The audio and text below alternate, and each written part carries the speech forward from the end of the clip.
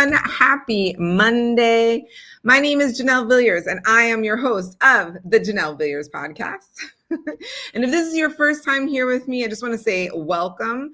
I am here on the Janelle Villiers Podcast talking about tips and tricks and how do you actually write the book that's been in your heart and in your head? How do you get it out on paper? And then once you write it, how do you edit that thing? How do you publish? How do you market the book? I'm giving a lot of tips about that. So make sure that you stay tuned and subscribe, follow all the things if that's your jam. But sometimes I have people who are coming on because they really want to hear from some of the guests that I bring on. So I love to bring authors on so that way you guys can hear from other authors, hear about their journey, hear about their process, and of course, hear about their books. And then sometimes I bring on some folks who haven't written their book yet, but their story needs to be heard. And so I'm really excited because today we are going to be talking about a topic that is not going to be answered by me.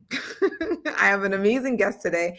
Our topic is turning pain to purpose. Are you guys excited for that one? Turning pain to purpose. So if this is your first time here on the Janelle Villiers Podcast, go ahead and put a 1 in the comments just so I can shout you out. If you are returning, hey, Melissa. Everybody at MP Virtual Solutions, hello. So go ahead and put a 1 in the comments if you're a first time joining us. If this is the second, third, fourth, or you are returning to the Janelle Villiers Podcast, go ahead and put a 2 in the comments because I want to make sure I shout you out as well. We're really, really excited to have you here. And so I'm not going to be the one talking about turning your pain into purpose. I have an amazing guest with me today. I can't wait to interview. You guys have no idea. Not only is she a mom, a daughter of the Lord, but she is also a speaker, a poet, and one of our best-selling authors. Everybody, please welcome Brandy Grillo. Press the wrong button. Sorry.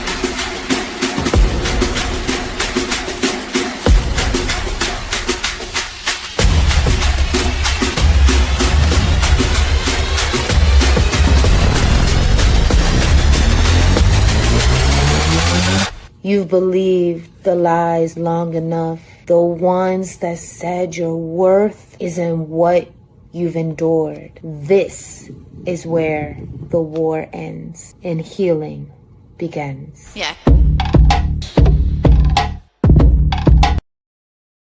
There she is. Brandy Grillo. So excited to have you. This has been a journey. Please, I'm just so excited to have you on the show. We were talking backstage and I was saying how I don't think I've had any of the clients that we've worked with actually appear on my podcast, the Janelle Villiers Podcast. We've had others that have appeared on the Say That Channel podcast, but you're the first here. So I am over the moon excited. Me too. I'm excited because this is my first real live interview since becoming a best-selling author. So for it to be with you on your platform, I'm just so honored. I was like, man, God does things, and I like when He does things. Say that. Well, we've got a lot of people saying hello. People are excited to see you. So for those who are joining us for the first time, and they don't know about your book or what even inspired you. Maybe there's some people who are watching who are also thinking about writing their book. I'd love for you to share what inspired you to share your story. Why a memoir and not something else? Oh, that is a good question. So I've been inspired because I've wanted to be an author since I was young. But I wanted to write more of a fiction book instead. And during my writing journey, when I picked it up again, and God was like, you need to do public writing. And I was like, absolutely not. No, I don't want my story out there to everyone. He kind of started changing my heart and my mindset around that. And it started to become where my pain is for someone else. And that was very hard for me to understand because there are certain topics that, I was cool with talking about, but not all of them. And as I grew in my relationship with him, and as I grew as a writer, I started to heal. And you heal, you move differently, you speak differently, you walk differently, you think differently. And so what I was once scared of, I then decided, well, it's not about me and it's about you, and my pain wasn't just for me, then I do want to help others. And so that's what inspired me to say, okay, I will put what I've been through, my deepest, darkest secrets, I will put them in a book and I will put it for the world to read. If this is what you're calling me to do, if this is what my purpose is. And in that healing process, in that conversation with God, that was what I heard from him. And with that, I was like, okay, I will do it. And that's what inspired me, is really to serve others and to reach back to other people that may have been in the place that I've been at or are still in the place that I was once at. And to give them some type of hope that they don't have to stay where they're at and that they're not too far.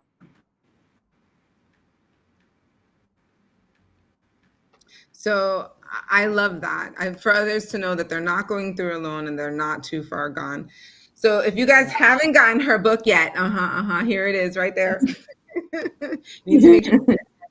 I'm really curious to know,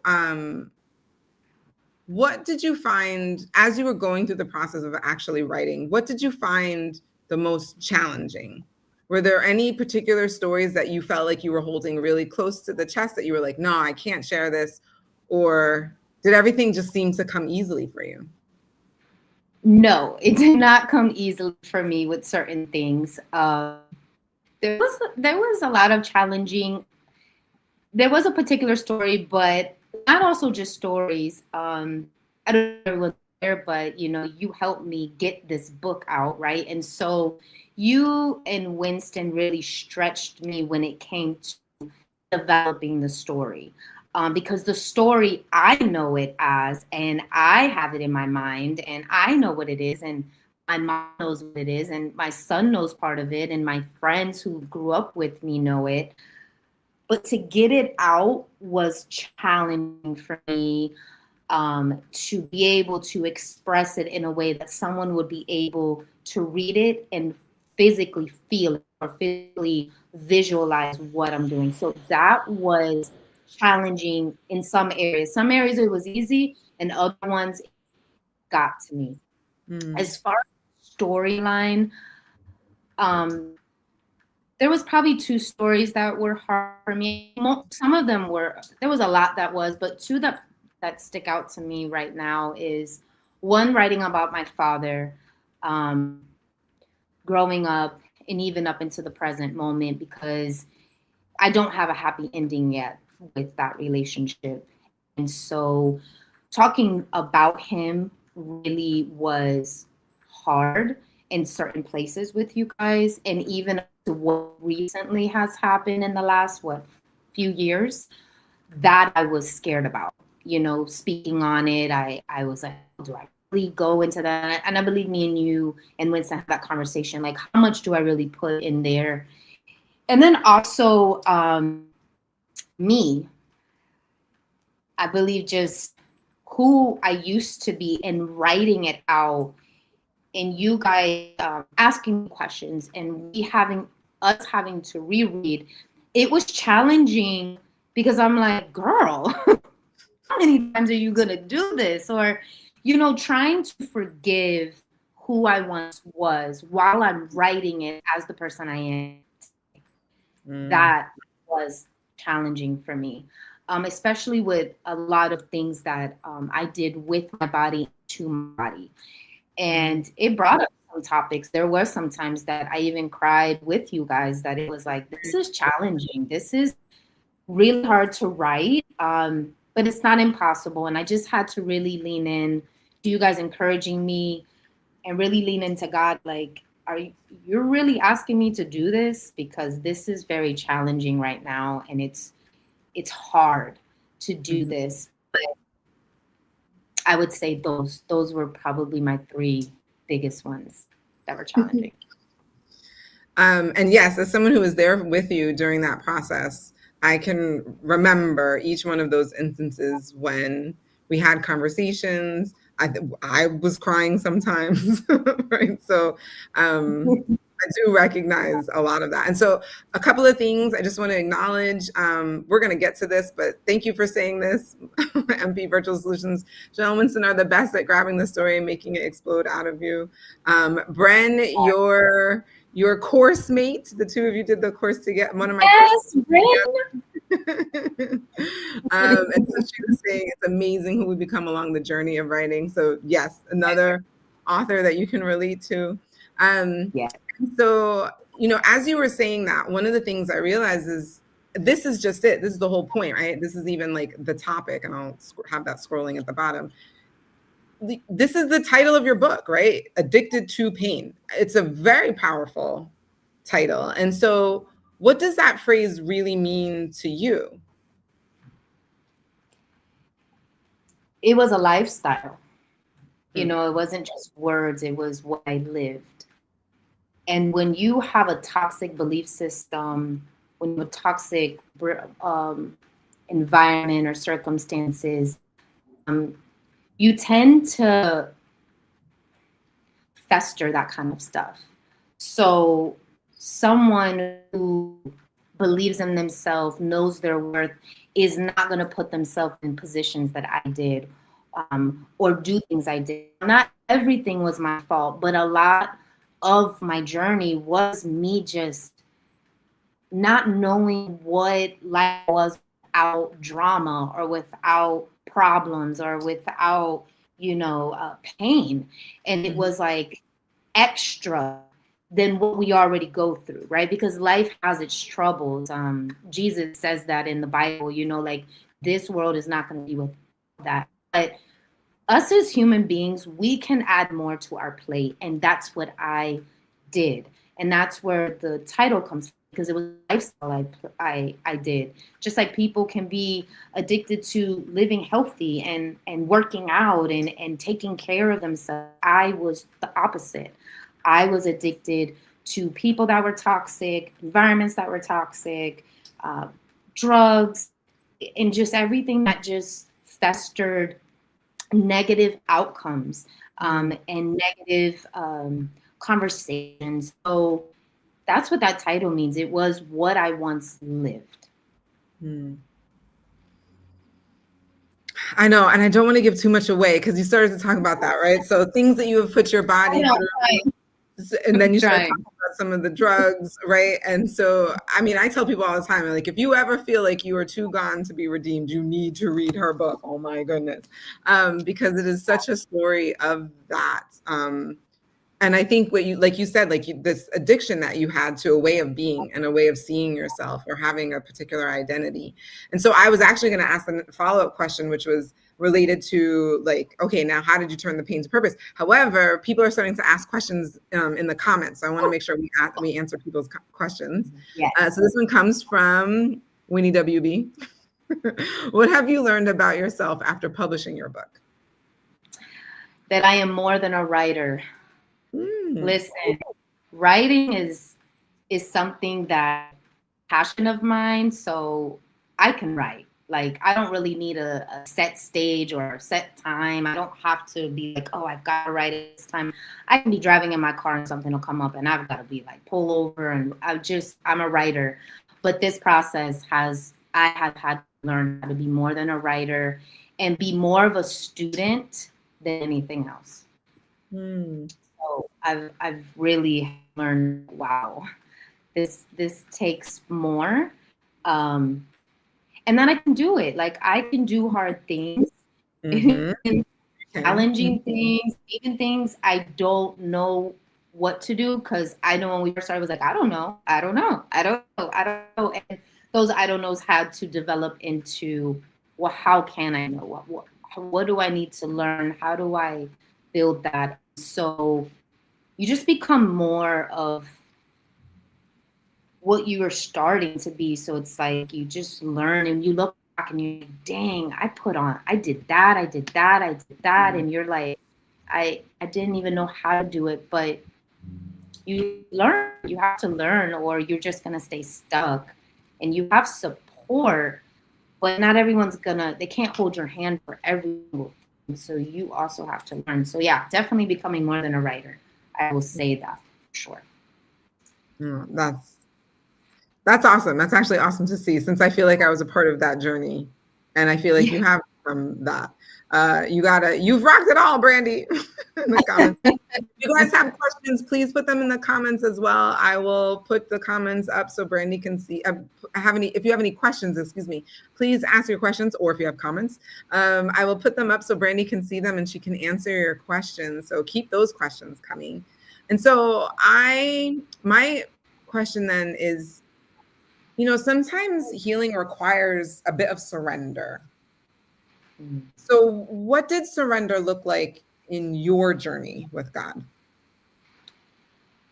Oh, like letting go of me. And that was super hard. Like what I believed, what my perception, the way I saw the world and myself, I had to give all of that up. Like I literally had to be like stripped, like naked. Like I had to get rid of so much. And it was like, dang, Lord, how much more do I have to like give up? Because so much was deeply rooted. And it's like, okay, for example, if it's like anger, well, where did that anger come from? And then you start to realize, oh, anger may have like 10 levels to that thing, and so you have to like go through each one. So surrendering to me, it was like being born again. Like, hold up, I have to let go of everything that I know. I have to unlearn, to relearn.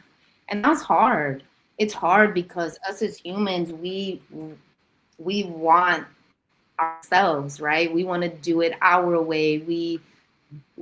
Our flesh, like it is us. And that is one of the hardest parts of walking with God, is you have to surrender your life. And so it still is tough, but there are certain areas that it's not as tough anymore. I'm able to be like, okay, I'm going to give it to you. But it's just laying yourself down, and it's a daily practice. It's not just like, oh, I'm going to let it go. It was a daily thing I had to remember, because I would start off and I'm good for a week. And then, of course, your pride, it's like, oh, I got this.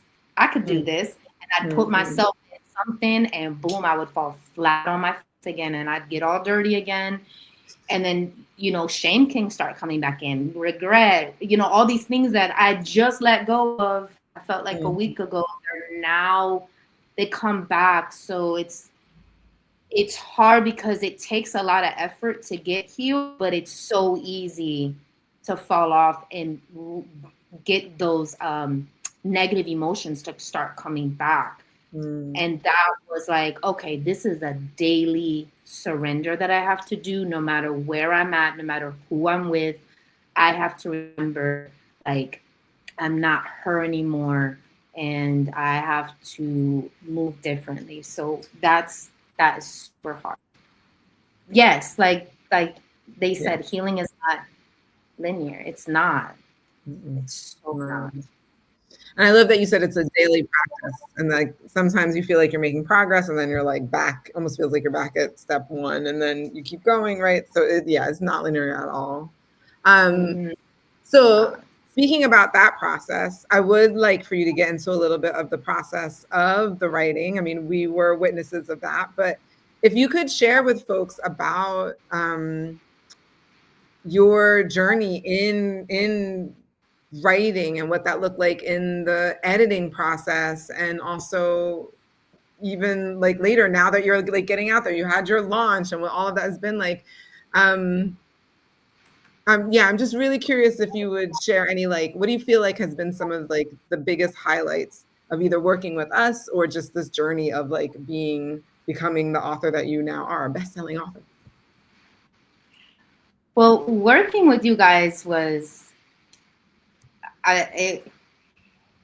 God opened that door, because I wasn't sure. Like, I was at the point of like 5 years of writing. I think I had like 55,000 words, and I'm like, we didn't even have an ending. I was like, I don't even know how to end this. All I know is that I can't look at the script anymore and I need to get it to someone. And I was between publishing company or self-publishing. And then like my first interview with a publishing company, I was so disappointed, like my heart broke. And then you were my next one that I met with. And it was just like a fresher breath air. And I had no idea what this was supposed to look like. And when you're vulnerable like that, you know, things can go definitely wrong, or you can get used, you know, or you're not sure where you're putting your money. And like I prayed on it and I was like, no, this is it. And working with you guys, it was like you gave me my voice, but you also were able to do what you do best, right? Mm-hmm. Edit, whether it be content or grammar. So I didn't lose me, but you challenged me. You were able to guide me. You were able to teach me. And you were able to, like, if we had to change something, it wasn't that I lost who I was or what the story was, but it just made it that much better. And it was very authentic. I really enjoyed that. I really wanted that. I wanted to be able to be part of my story because I did hear a few horror stories about working with like publishing companies or even editors. And so I was like, oh my gosh, I'm trying to be cautious. And you just don't know that, like, when you get into that, there's so many people out there that are like, oh, I'll do it. And you're just like, but are they going to listen to me? Are they going to take time with me? And I believe that we developed more than just a business relationship. Like we became like really cool, like friends. Like it was super cool. Yes. And I just love I could be honest with you guys. It could be me. I could show up and I'm not having a good day, guys. Like this ain't today. We're going to try to do what we could do. Or I could be as happy as anything. And no matter where I was in this journey, because we were there for 1.5 years, you guys met me where I was. And I appreciated that. Like I never walked away feeling unheard. I never walked away feeling like, oh, something just got taken out and now they're trying to change it. Like it was me. So that was really, really great. Just an amazing first experience with editing, and I loved it. So now we're like lifelong buddies. As long as I almost played the video when you came to New York. I should have done that. Oh yes, like see, I went to New York finally, my first trip ever to New York, and I made time, and so did they to meet each other in Grand Central. That's it. They're not editors to me anymore. Like, I mean, and then at the end of the day, they know more about me than most people will ever know when we were writing and stuff. So it was like, yeah, they know everything. So that was really cool.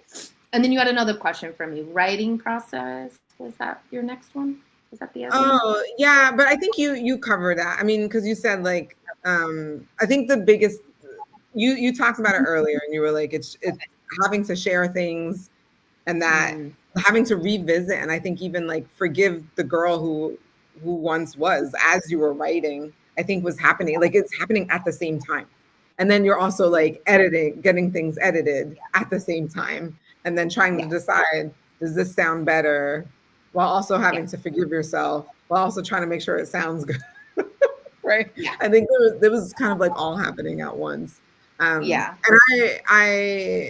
I really think it's really important. And I know Winston feels the same way. So I don't think I'm speaking for him, but we felt very strongly about holding space for some of those moments and making sure that you were able to process through that, especially some of the more difficult and challenging moments that you had to revisit. Because when you are writing a memoir, it is a bit like reliving things, especially if you haven't really. And then all of a sudden, something about writing it feels like a reliving. Different. Mm-hmm. Definitely. I agree with you. Then it playing in your mind, because when you have to write it out and then you are working with people, and that was a great point that you said, like you gave me space. So it's like, yes, we had deadlines, and yes, we need to get through this, and yes, we need to get this chapter done. But there was a beauty in the pause, right? There was a beauty in the pacing it and saying, okay, like I get that this is difficult for you, but I'll walk with it with you, you know? And so it wasn't like I was on my own or that you guys weren't feeling what I was feeling, because there was times that we all were emotional, or we were all laughing, or we were all, you know, on the same page. And so I totally was just in awe of that, because I got friends every time we met up, because it was so loving and just patient and kind, and it was just a very safe place for me. And I felt like it was the beauty of bringing the story out, was it was able to come alive in that kind of space, because in a different type of space the book may have gotten written, but I don't think it would have been the way that it needed to be written. So I definitely give you guys kudos on that for sure. And the creativity, let me add that in, because there were some things that like I didn't think of, you know, like the airport scene was like, hey, I need you to give me more about the airport. I'm like, oh, okay, we pulled up to the airport, we were inside, da, da, da. And then he came, was like, bro, I feel like I'm in an airport. like, oh, you really are asking me to describe, like, it was like, wow, his creativity would come out, and I'm like, oh, and then you would chime in like, yeah, oh, this is really you know, so it was creativity that would evolve, and even to like the book cover, to the table of contents that's not a table of contents, and just all of that creativity that would flow together from each one of us really was powerful as well. So it was just like, wow, this is super cool, because we all learned something when we didn't know about something. It was like, oh, I don't know about that. Oh, well, I do. And I really loved that. That was really cool. So, okay, so we're going to have to, I could talk to you all day because I have a lot of other things. So please, if you guys have more questions, keep putting them in the comments. We will read the comments after. I will make sure that Brandy answers all of them. But I wanted to wrap up with 2 questions. One is, when readers finish reading your book, what do you want them to walk away believing about themselves and about God? I want them to have hope. That is a big one for me. I was very hopeless.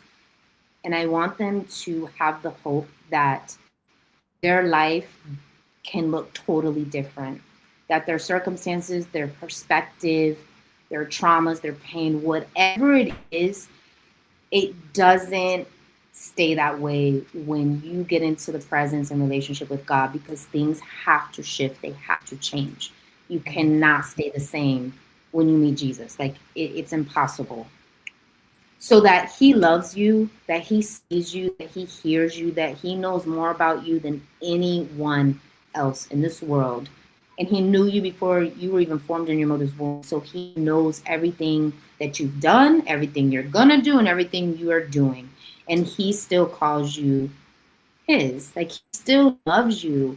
And that's like, your mess can become a message. Like, I never would have thought the mess would bring me here, especially doing interviews and becoming a best-selling author.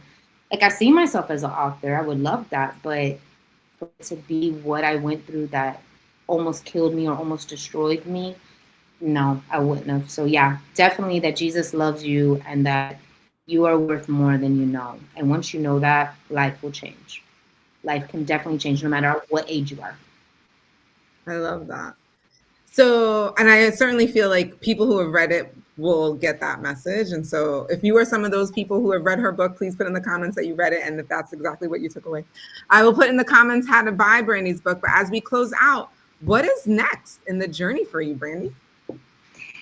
So I've got some other books that I want to write. So we're definitely getting into that. Building my brand, Words That Speak. Definitely want to build that more. And definitely helping women with toxic belief systems. That has been my core mission. And I hope to now start being able to do that.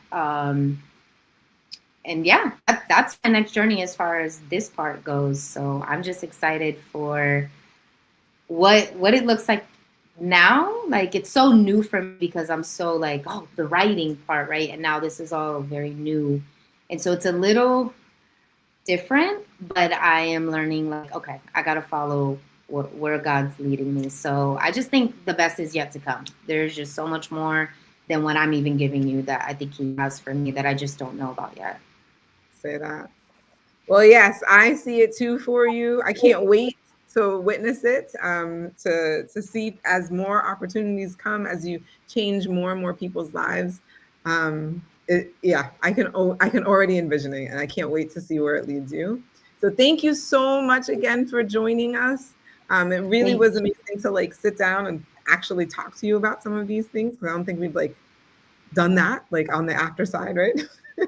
I know the after side is so different than the other side. The process, yeah. All right. Well, I will talk to you later. So thank you again for being on. Everyone, please reach out to Brandy. She is a real person. You can find her on Instagram. She's that's Words That Speak with a Z. You can find her on Facebook, Brandy Grillo. There's her YouTube, also at Words That Speak, and that is her website. There, you can get the book there too. This has been amazing. Thank you so much, Brandy.